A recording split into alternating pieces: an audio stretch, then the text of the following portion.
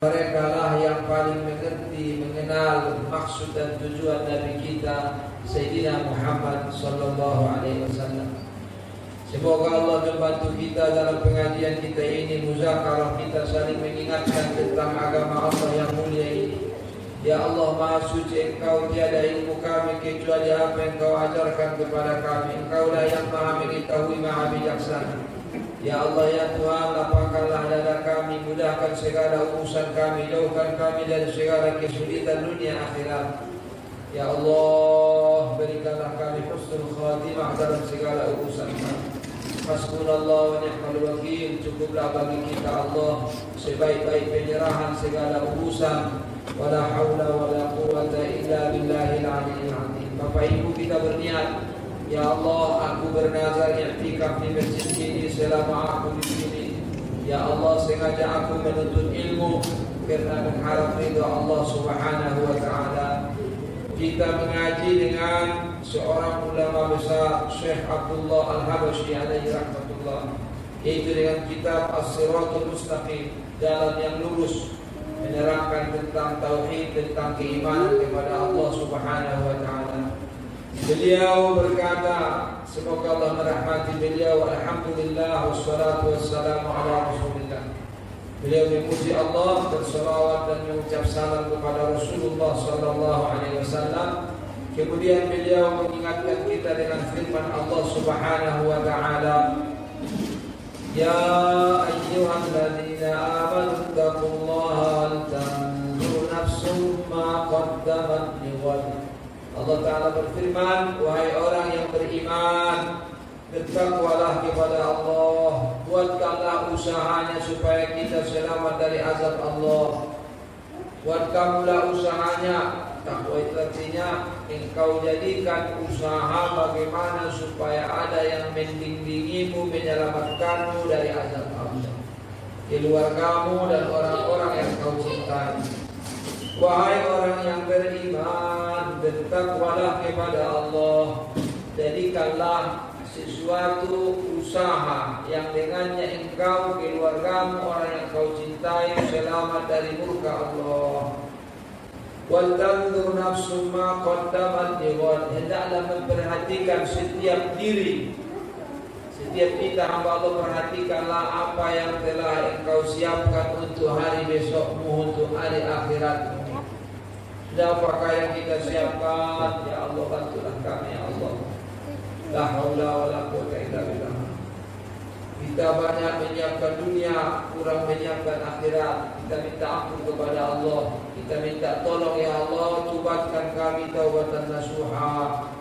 Perbaiki kami, ampunkan kami ya Allah, keluarga kami, anak turun kami.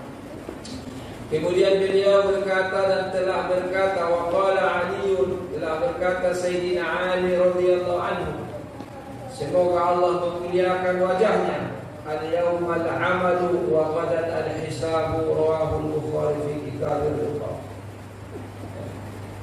Hari ini adalah amalan, besok di akhirat adalah berhisab. Ingat, semua amalan kita hari ini itu bukan berlalu begitu saja. Besok akan dihisab, besok akan diperhitungkan, besok akan diminta pertanggungjawaban. Ya Allah, bantu kami ya Allah dengan rahmat-Mu yang maha luas. La haula wala quwwata illa billah. Berapa banyak amalan kita yang haram, berapa banyak amalan kita yang sia-sia, berapa banyak amalan kita yang kita tidak peduli, kita tidak pelajari, berapa banyak waktu kita habis untuk hal-hal yang tidak berguna di akhirat. Inna lillahi wa inna ilaihi raji'un. Jadi kita berniat untuk lebih dekat lagi, lebih baik lagi, yaitu terutama dengan menuntut ilmu. Kemudian beliau menerangkan a'dhamu huquqillahi ala ibadihi. Yang paling besar hak-hak Allah itu atas hambanya apa itu? Allah memiliki hak. Allah berhak untuk dicintai, untuk dimuliakan, untuk diibadati. I'lam anna a'zama huquqillahi ta'ala ala ibadihi huwa tauhiduhu ta'ala. Ketahuilah olehmu bahwasanya yang paling besar hak-hak Allah Ta'ala dan bahwa jangan menyekutukannya dengan sesuatu apapun, karena menyekutukan Allah itu, menduakan Allah itu adalah dosa yang paling besar yang dilaksanakan akannya oleh seorang hamba, dan itulah yang tidak diampunkan Allah dosa, yaitu menyekutukan Allah, menduakan Allah, meyakini bahwa ada Tuhan yang lain selain Allah, atau ada yang sama yang mirip dengan Allah. Itu tidak diampunkan Allah.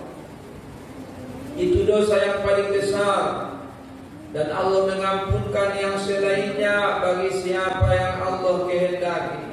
Allah Ta'ala berfirman dalam surah An-Nisa, Inna Allah la yaghfiru an yushraka bihi wa yaghfiru ma duna dzalika liman yasha. Sesungguhnya Allah tidak mengampunkan bahwa menyekutukan dengannya, dan mengampunkan Allah apa saja selain yang demikian bagi siapa yang Allah kehendaki. Allah tidak mengampunkan syirik, menduakan Tuhan, menyamakan Tuhan dengan makhluk, meyakini ada yang sama dengan Allah, ada yang mirip dengan Allah. Ini menduakan Tuhan. Ada yang terbuat selain Allah, ada yang menciptakan selain Allah. Ini menduakan Tuhan. Allah tidak ampunkan. Tapi kalau yang lainnya bisa Allah ampunkan. Liman yasha, bagi siapa yang Allah kehendaki. Hatta sekalipun dia tidak tobat, ya, dia banyak dosanya, banyak maksiatnya, bisa saja Allah ampunkan.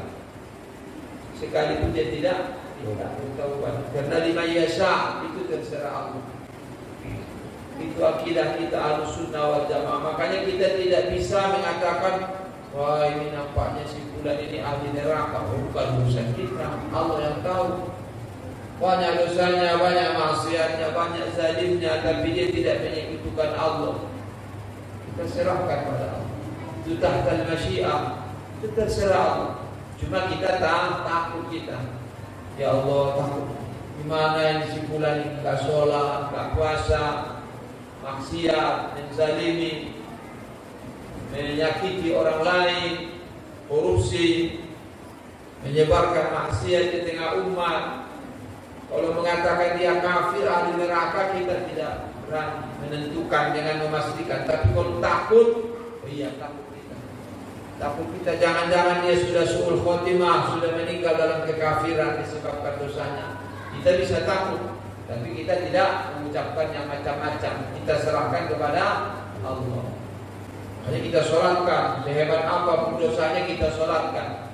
Kecuali mungkin ada tokoh-tokoh yang terhormat, kalau terlalu jahat dia dosanya, maksiatnya, misalnya seperti bunuh diri misalnya, ada mungkin tokoh yang tidak hadir supaya menjadi efek jerah. Nah, cuma sekedar beberapa orang saja yang melaksanakannya supaya efek jerah, supaya oh sekali ya berbuat seperti itu, supaya orang jangan berbuat seperti itu lagi.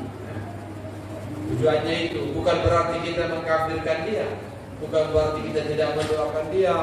Oh, ustaz tidak mau ikut, ulama tidak mau ikut menyerahkannya, syekh tidak mau ikut, tokoh masyarakat tidak mau ikut, cuma sebagian saja, sekedar melaksanakan fardu kifayah saja. Karena dia sangat jahat, dia sangat maksiat menentang agama Allah, tapi bukan kafir. Tetap kita sholatkan, tetap kita doakan. Jadi tidak ada ampunnya. Ya, orang yang menyekutukan Allah, menduakan Allah, tidak ada. Demikian juga segala bentuk-bentuk kekafiran tidak mengampunkan akannya oleh Allah. Karena firman Allah Subhanahu wa taala, innal ladzina kafaru wa saddu an sabilillahi thumma matu wa hum kuffarun falan yaghfirallahu lahum. Surah Sayyidina Muhammad sallallahu alaihi wasallam. Sesungguhnya orang-orang yang kafir dan menghalangi daripada jalan Allah, kemudian mereka mati dalam keadaan kafir, maka Allah tidak akan mengampunkan mereka. Ada syirik, syirik menduakan Tuhan. Ada kufur, tidak percaya dengan Tuhan. Ya, kalau syirik dia percaya dengan Tuhan, tapi ada Tuhan yang lain lagi tambahnya. Kalau kufur dia tidak percaya dengan Tuhan. Dia tidak percaya dengan perkara-perkara yang sudah diyakini dalam agama kita secara umum, tentang iman kepada Allah, iman kepada malaikat, iman kepada kitab, iman kepada Rasul, iman kepada akhirat, ada kehidupan setelah mati, iman dengan takdir, qada dan qadar, ketentuan ketetapan Allah. Ini kalau ada yang dia langgar namanya kufur, engkar, tidak yakin dengan perkara yang wajib diyakini dalam agama, atau dia menghalalkan yang haram. Sudah sepakat umat mengatakan masalah itu haram, disebutkan dalam Quran, dalam Sunnah. Sudah semua orang tahu kalau meninggalkan sholat itu haram, dia bilang halal. Itu jadi kafir, keluar dari Islam. Dia mengatakan halal berzina, halal berbuat riba, rentenir, menghalalkan sekalipun tidak memperbuat. Itu merusakkan iman. Jadi ini dua perkara yang perlu diperhatikan, yang perlu dipelajari, perlu diluangkan waktu. Berikan waktu, berikan danamu, berikan pikiranmu, kesempatanmu, perhatianmu dengan masalah ini ya ibaratnya. Karena ini kalau tidak selamat yang ini tidak ada gunanya. Ya, kalau akidahnya salah, akidahnya syirik, sekalipun ibadahnya bagaimana, sekalipun sedekahnya bagaimana, sekalipun amar ma'ruf nahi munkarnya bagaimana, sekalipun baca Quran atau setiap hari, kalau ada akidah tauhidnya yang rusak, maka dia tidak diampunkan Allah. Dia tidak akan masuk surga. Dia haram untuk masuk surga. Innahu may yusyrik billah faqad harrama Allahu alaihi jannah wa ma'wahu an-nar. Sesungguhnya orang yang menyekutukan Allah, menduakan Allah, sungguh Allah telah mengharamkan atasnya masuk surga. Haram, tidak boleh masuk surga sama sekali. Wa ma'wahu an-nar, dan tempat tinggalnya adalah neraka. Wa ma lil-zalimin min ansar, dan tidak adalah bagi orang-orang yang zalim, yang kafir itu pertolongan. Tidak bisa disyafaatkan. Nabi mau mensyafaatkannya, tidak bisa.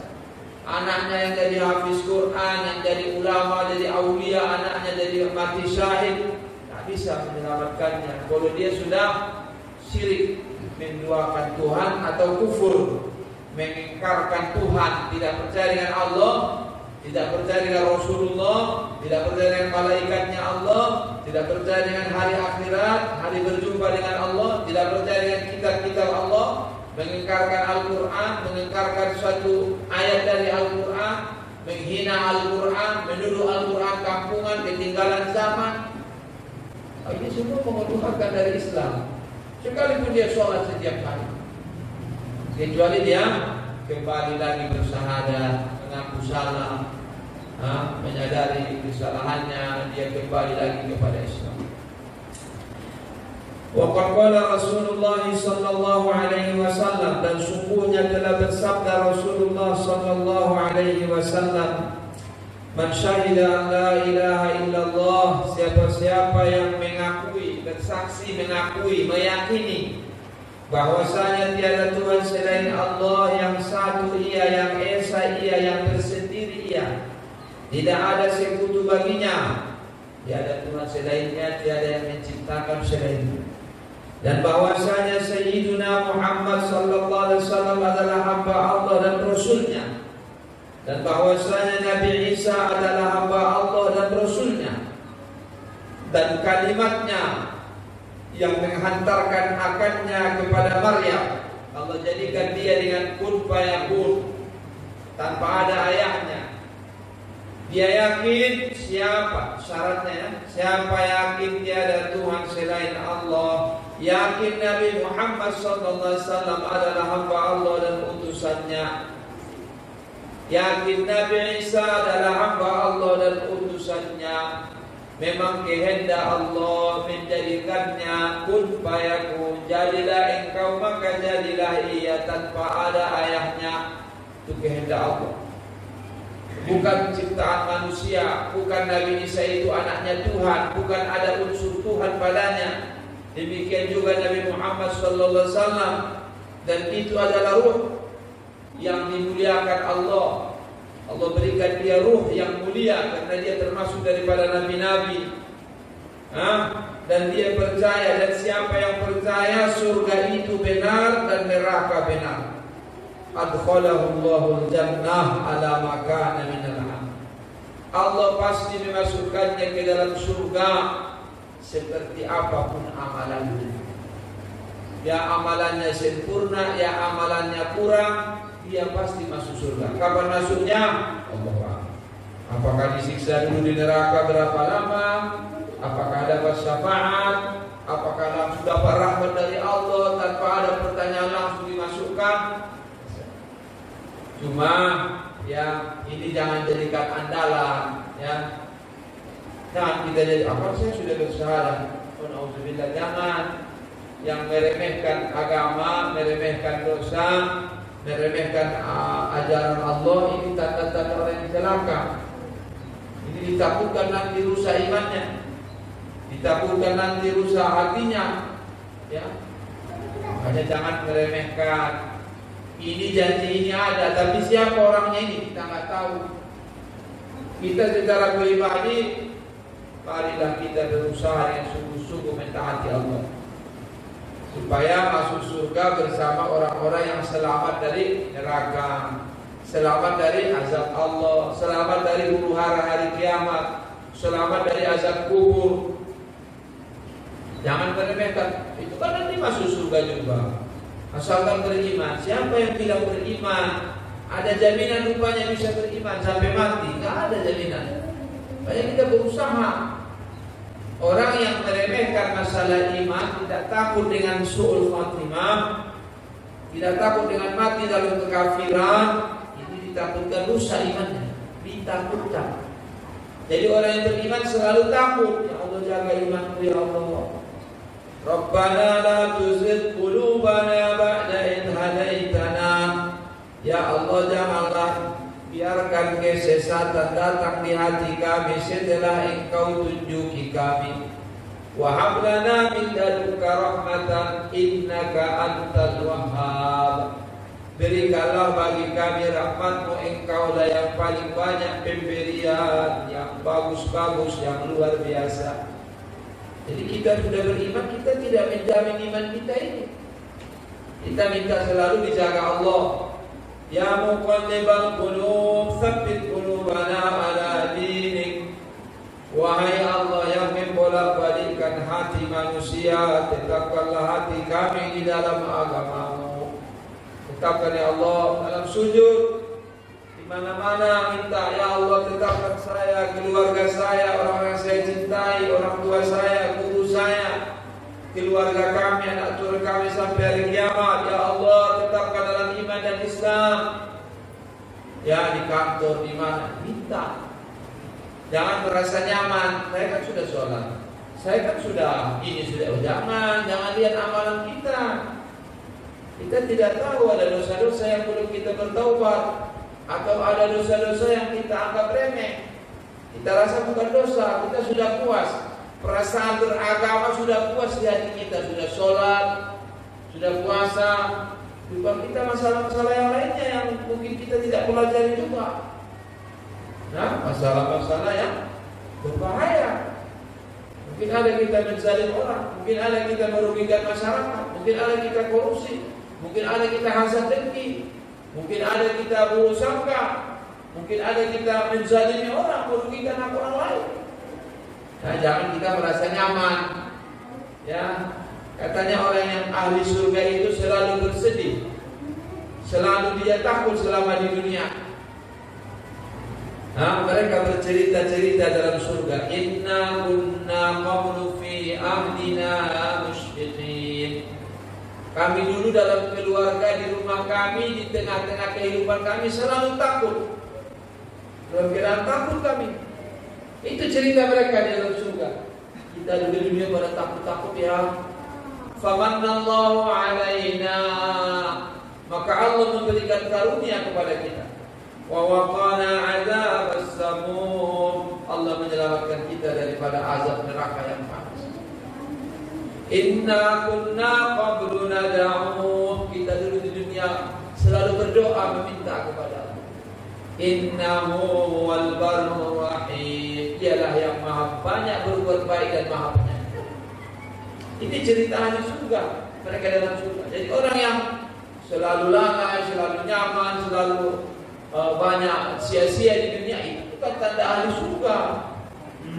Ya, itu tanda orang-orang yang ditakutkan. Tapi kembali kepada yang tadi, kita tidak bisa memastikan. Cuma kita menjaga diri kita, mengusahakan diri kita ini. Ya Allah, bantulah kami, ya Allah. Inna lillahi wa inna ilaihi raji'un. Hasbunallahu wa ni'mal wakil.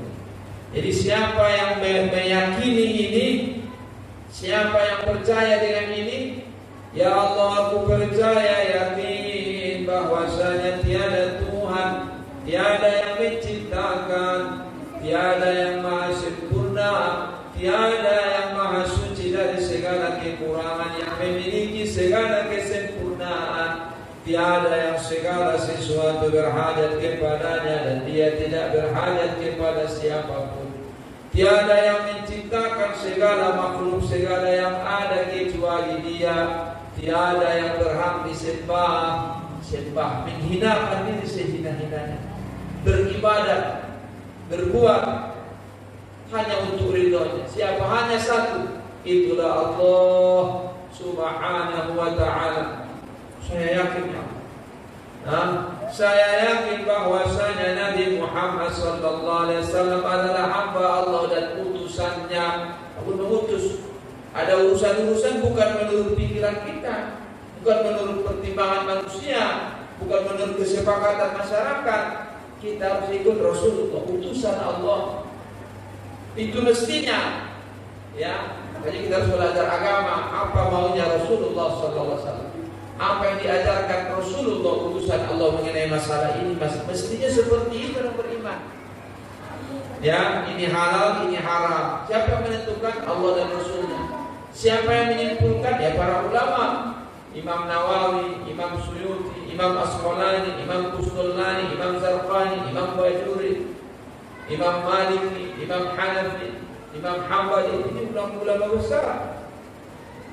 Kita tanya mereka, murid-murid mereka, murid dari murid mereka, orang yang memahami ilmu mereka, yang dipilih Allah melanjutkan manhaj metode mereka di dalam menjalankan agama.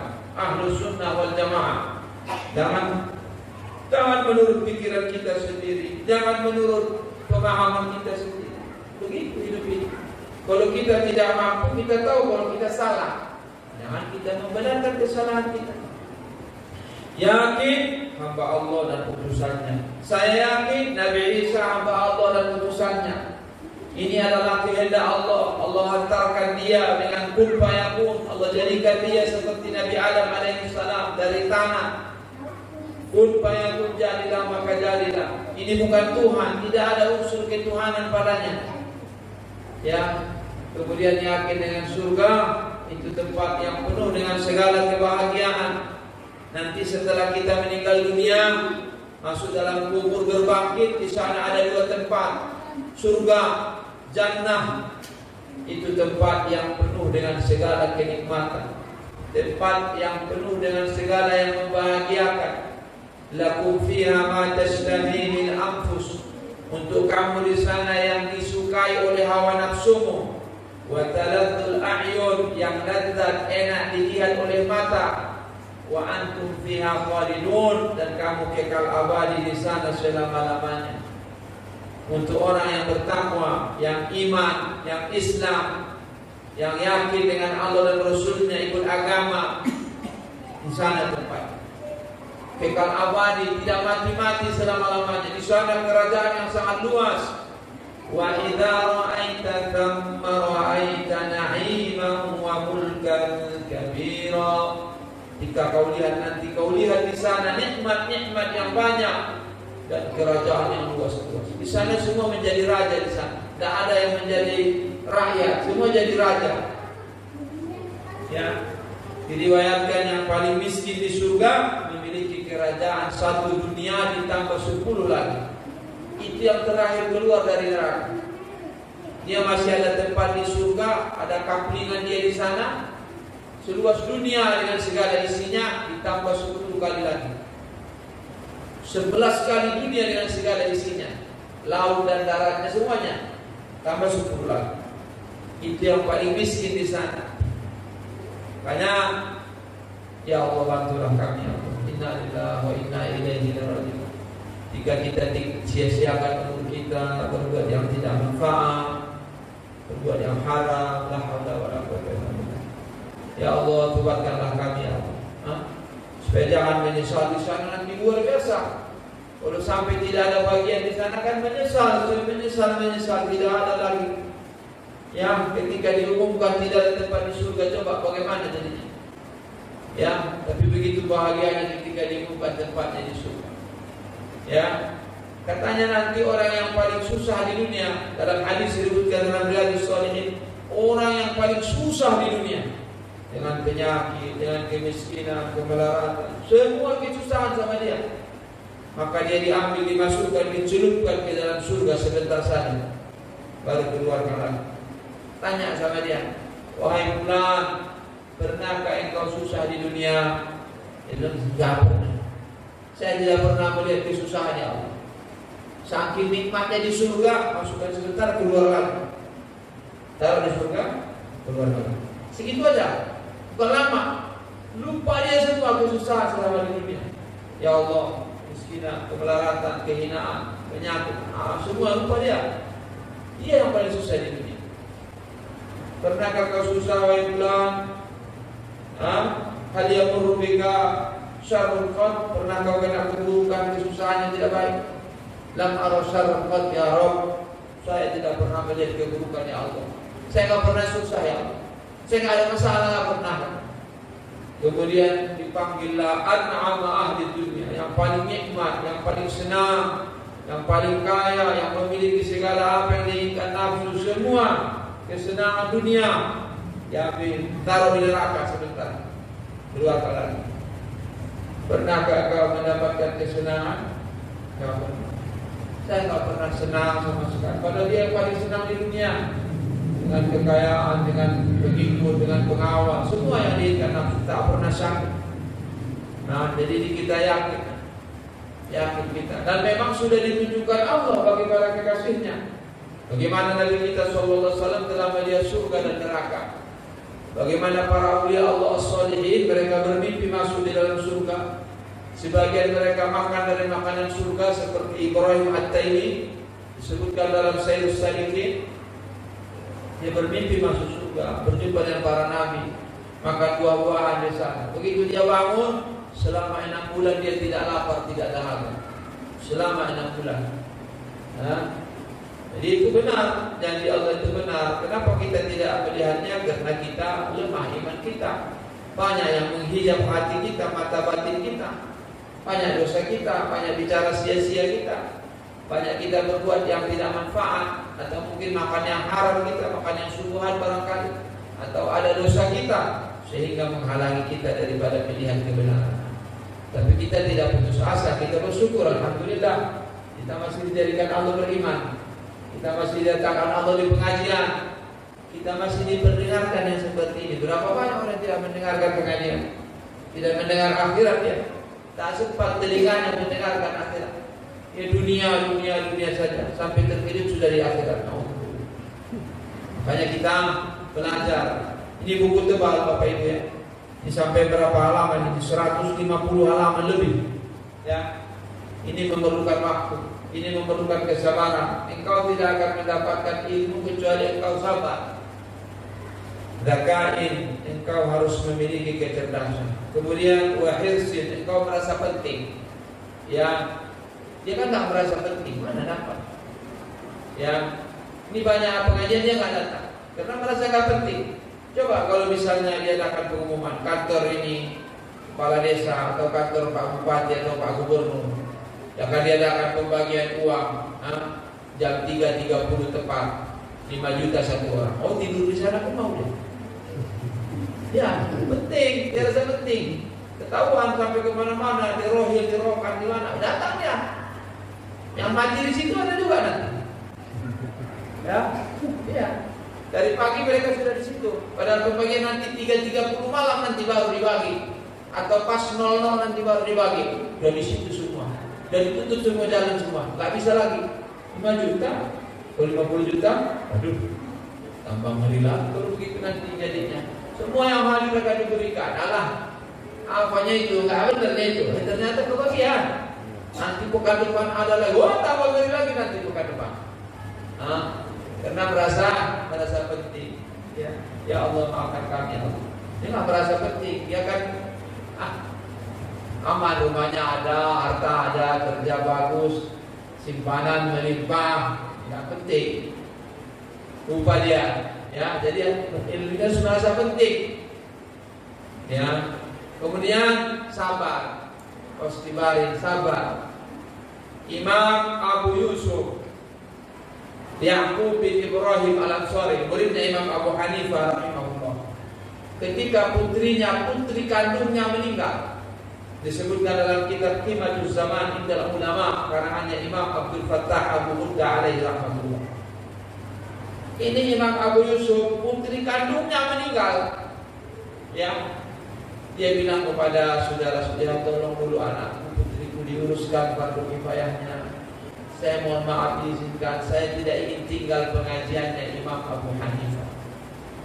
Dia tak mau ketinggalan pengajian. Satu hari itu dia tidak mau ketinggalan, sekalipun putrinya meninggal. Jadi doakan, ini ada saudara-saudaranya, ada anaknya mungkin yang bisa melanjutkan menguruskan fardu kifayah. Tak mesti harus dia. Bukan satu kewajiban, kalau dia tidak laksanakan jadi berdosa. Di sana ada fadilah ilmu dengan berkah ilmu. Mudah-mudahan anaknya menjadi dapat ampunan. Dia nggak mau tinggal pengajian. Tolong kalian uruskan fardu kifayah. Saya tidak ingin ketinggalan pengajiannya Imam Abu Hanifah. Imam Zarqiuddin Abdul Aziz bin Abdul Qawi Al-Mundhiri, pengarangnya kitab At-Targhib wa Tarhib.